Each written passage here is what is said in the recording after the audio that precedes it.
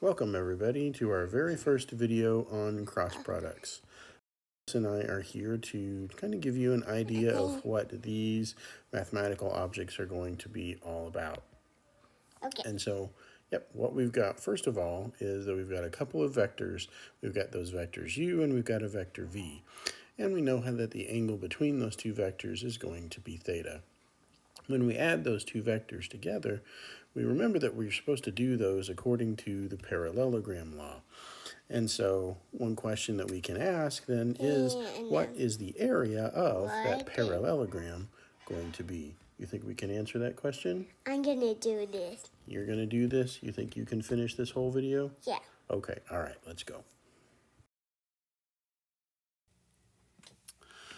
Okay, so for the expression that we had, suppose that we had our vector u going off in that direction, our vector v going off in that direction, and then we've got our angle theta that's going to be in between those two vectors. Well, if we go through and complete the parallelogram from that, we can then kind of drop a perpendicular for the height of our parallelogram. And then we can stop and remember that the area of the parallelogram is going to be given by the base times the height. Now, in this particular case, what that means is that we've got the norm of u times the value h. Well, if we go back to trigonometry, we can write down that the sine of theta is actually going to be equal to h over the norm of v. And so what that lets us do is to then solve for h, and so we get an expression for the area in terms of the norm of u times the norm of v times the sine of the angle theta in between those two vectors. Well, if we look at the magnitude of that as being the component, the scalar component of v in the direction of u, then that actually gives us two sides of a right triangle together with h. So we've got the norm of v squared is equal to h squared plus the component of v in the direction of u squared. Well, if we solve for h, then what that's going to give us is our norm of v squared minus the square of the component of v in the direction of u squared, and then the square root of all of that. All right, so let's examine that h just a little bit closer. So we had h being the norm of v squared minus the square of the component of v in the direction of u squared. Well, if we think back to our previous example with the dot products, we know that the value of that component is actually going to be given by u dot v divided by the length of u. And so we have that squared. Well, if we put that under the square root, and then we go through and get a common denominator, that common denominator of the norm of u squared, then we end up with an expression that looks like the norm of u squared times the norm of v squared minus the value of u dot v squared divided by the norm of u squared, and that is all underneath our square root. Well, if we take the square root of the top and the bottom in that case, we've got our norm of u squared times our norm of v squared minus the square of u dot v, all of that over the length of u. So now coming back to our area, we said that was going to be the norm of u times our value h, so our base times the height. And so that's going to be the norm of u times the expression we just obtained. So we've got our norm of u squared, norm of v squared, minus the square of u dot v, and all of that over the norm of u. And so what happens in that case, our norms of u cancel out, and so our area really is just the square root of that norm of u squared times the norm of v squared minus u dot v squared. So now, so that our summation or our derivation is a little more general, so it's not dependent on us just being in 2 dimensions or 3 dimensions, we'll write out our vectors with our summation notation. And in that case, we can do that the norm of u is going to be the sum. I goes from 1 up to n, whatever our dimension is, of our u sub I squared. Our norm of v is going to be the square So the norm of v squared is going to be our sum of j going from 1 up to n of our v sub j squared. And then likewise for our dot product, we can make that u dot v equal to our sum. I goes from 1 up to n of our u sub I times v sub I. Well, now if we write out what the expression was that we were interested in, so that was going to be our norm of u squared times our norm of v squared, and then minus the square of the dot product of u and v. Then kind of substituting our summations, that's going to give us a summation. I goes from 1 up to n of u sub I squared. And then times our summation, j goes from 1 up to n of v sub j squared. And then minus our dot product, I goes from 1 to n of u sub I times v sub I. And that entire summation is then squared. Well, when we distribute everything, and what that enables us to do is to then pull those summation signs to the outside. And so what we actually have is a double summation. So we'll have a summation over I going from 1 up to n, and then we're going to have a summation from j going from 1 up to n of our u sub I squared times our v sub j squared. Well, likewise, we can write out our square of our dot product. So the first term of that dot product with I going from 1 to n of u sub I times v sub I. And then so that we have a second term, we'll use another index j going from 1 to n of our u sub j times v sub j. Well, kind of doing the same thing, we can pull those summations to the outside, and kind of being a little more concise, I'm just going to write I and j under one summation, because then you'll know that it's a summation over both terms, both I and j. So if I do the same thing for the dot product, now that's going to give me a sum over I and j of our u sub I v sub I times our u sub j v sub j. Okay, so what we want to do now is to break up our sum over i's and j's into three separate sums. The first sum where we've got our I less than our j, so our u sub I squared times our v sub j squared. Then we've got a sum where the i's are equal to j's, and that's going to be u sub I squared times v sub j squared. And then finally our third term where we've got I greater than j. So these are all the possible indices with I and j going from 1 to n where I is greater than j. So we've got all of our possible cases. We then do the same thing for our second term. So we've got a sum where I is less than j of u sub I, v sub I, u sub j, v sub j. Then our term where I is equal to j, and in that case we've got u sub I times u sub I, v sub I times v sub I, so we get our u sub I squared times our v sub I squared.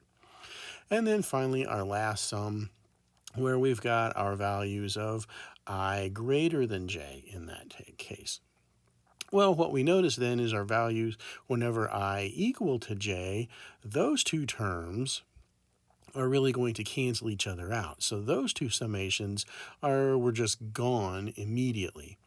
And then for our other two summations, where our indices match, so our i's less than j's, we can combine those into one summation. And likewise, for our summation where our i's are greater than j's, we can combine those into one summation as well. So we've got our summation with I less than j of our u sub I squared v sub j squared minus our u sub I v sub I u sub j v sub j. Then we've got our second summation for our i's greater than j's, and that's going to be kind of the same expression. We've got our u sub I squared v sub j squared minus our u sub I v sub I u sub j v sub j squared, v sub j's. So now what we want to do is to factor out a u sub I and v sub j in each one of those expressions. So we've got I less than j times our u sub I v sub j times, and then what we have when we factor out, we've got another u sub I v sub j minus a u sub j v sub I. And then likewise for the second term, we have the same exact thing, except we've got our I greater than j's, and that will be a u sub I v sub j times our u sub I v sub j minus a u sub j v sub I. Okay, so in our summations, what we want to do is basically do a change of index for this second summation. And what we really just want to do in that change of index is nothing more than swap our values for I and j. So what that does, then at least for the first summation, nothing much is really happening. That one's still exactly the same as it was. So we've got our I less than j of our u sub I v sub j times a u sub j v sub j minus a u sub j v sub I.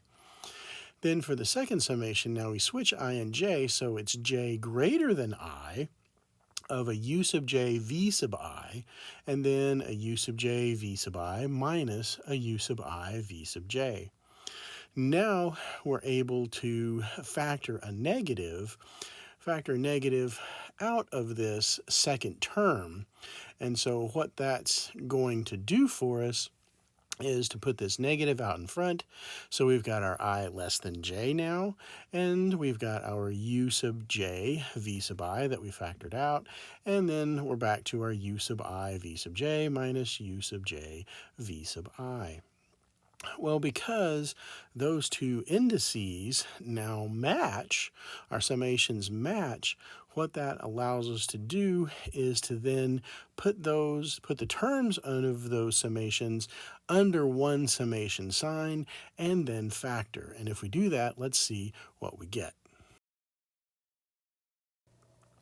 All right, so now if we take those two summations and combine them into one summation where we've got I less than j, then we've got a u sub I v sub j times our expression in parentheses, our u sub I v sub j minus u sub j v sub I, and then minus u sub j v sub I times that same expression, u sub I v sub j minus v sub j u sub I. Well, now what we want to do, because those two expressions in those parentheses match, what we want to do then is to factor those out. So we want to factor out that term. And so if that's what we do, we kind of pull that factor out. We've got our sum, I less than j, of the factor that we're pulling out, our u sub I v sub j minus our u sub j v sub I. Then what's left in that first term, we're left with a u sub I v sub j, then minus, and what's left in the second term is our u sub j v sub I. Well, lo and behold, those two terms match. And so we get our summation of I less than j of u sub I v sub j minus u sub j v sub I squared. Now, this is interesting in that what happens is this actually looks like something that we're familiar with.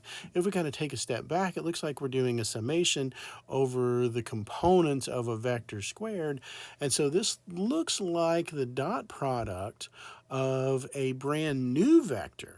And so this brand new vector that we have that's actually kind of produced from these two older vectors, our u sub I, our u's and our v's, what we call that new vector is kind of most generally, that thing is called the wedge product of u and v, and denoted with this kind of wedge form that's in between u and v.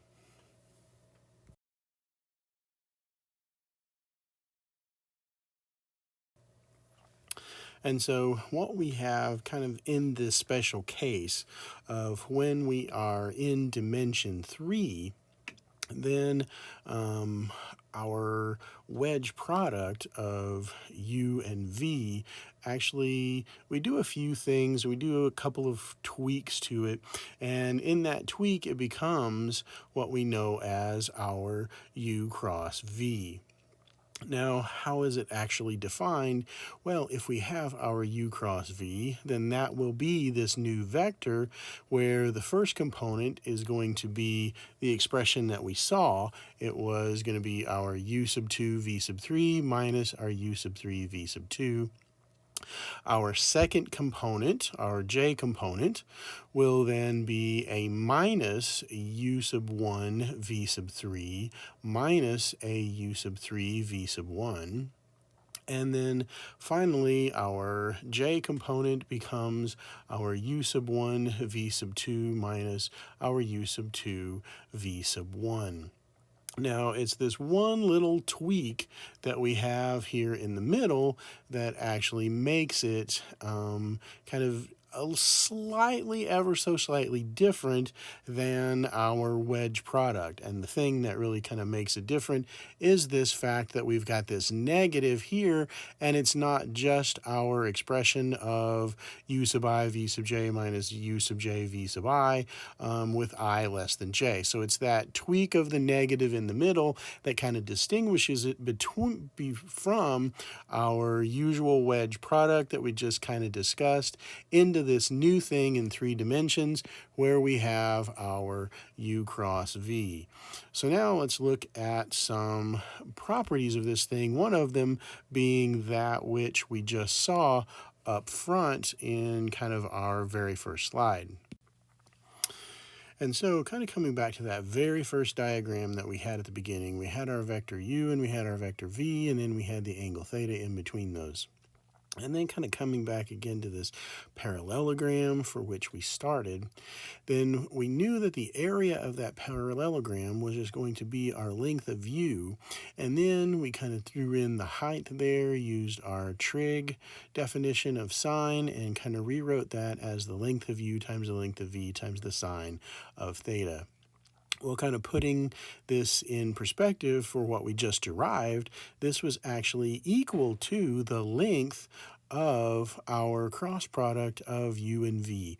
And so probably our first property and a pretty good stopping point for this video is that the norm of the cross product, so the length of our cross product vector, is going to be equal to our length of u times the length of v times the sine of the angle between those two things. And ultimately, geometrically, what that gave us was the area of this parallelogram that was formed by u and v. And so I hope that this has been kind of insightful, maybe a little bit long, but it's gotten kind of through the true nuts and bolts of where the cross product actually comes from, kind of how we can derive it kind of from those basic principles. And in the next video, we'll go into some more properties that it has. So stay tuned, and I will see you guys then. Take care.